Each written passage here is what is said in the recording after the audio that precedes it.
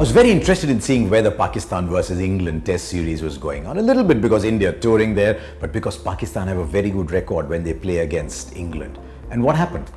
Once again, we got the starters, we got a whiff of the main course, and suddenly we were presented the bill and we were told goodbye, that's it for your dinner. I hate two test series because they never tell you which the better team was. At the end of this one, was England the better side? Was Pakistan the better side? We don't know. I mean, I remember back in 2014 as well, the last time India went to England, England played Sri Lanka in two test matches, one really close draw, one Sri Lanka really sneaked a win in at the end. They win the series 1-0. If India's tour to England had been stopped after the two test series, India by virtue of winning the Lord's Test would have won that series 1-0. As it turned out, it was 5 test matches. England won the next 3 and you discovered which the better team was. The better team won the series. In 2 test series, you have no idea which the better team is.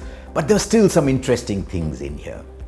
The reason Pakistan are competitive is that Pakistan are a bowling country. It doesn't mean they have no batsmen. They've had some fabulous players over the years, but at heart, Pakistan are a bowling country. And you look, even after the greats, after the Waqars and the Wasims and everybody has gone, you had Amir and Asif. What a bowler Muhammad Asif was. But you had Amir and Asif. You had glimpses with Wahab Riaz. You had Yasir Shah. What a bowler Yasir Shah is. If he wasn't Pakistani, if he was in a stronger media-dominated country, we would have been saying, wow, he's one of the greats.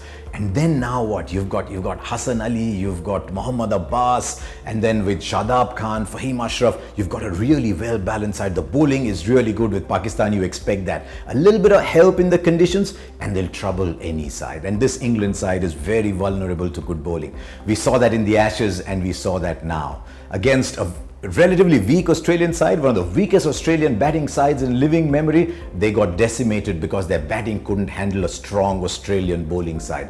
And that's the issue with England that India will look at as well. It's a weak batting side against quality bowling. And so can you put out quality bowling? But what about Pakistan itself? The moment the second test came around and their batsmen had to show resilience, I'm afraid they were found wanting. There's 2 reasons for that. For a long time, Misbah and Yunus were like umbrellas. They just covered everything else. On either side, Azhar Ali, Asad Shafiq played around them and you got scores. Now suddenly no Misbah, no Yunus, Azhar Ali's opened the batting, Asad Shafiq has to go up the order. Suddenly they're required to take their game up to another level and Pakistan's batting is found wanting. It doesn't help that they don't play test cricket. Since Misbah and Yunus retired, they've only played 5 test matches that included these 2. Till October, they're not going to play another test match. So how do their test players become better players? And that's something Pakistan has to address. Hopefully with the likes of Haris Sohail, Babar Azam, maybe they'll get better players. Maybe Imamul Haq becomes a better player. But Pakistan as a test match side desperately needs to play more test cricket to become more competitive, because with that bowling side, wow, they'll trouble a lot of teams. So 1-1. You don't know who won that series. You don't even know which the better team was. Now let's put an end to these 2-game series.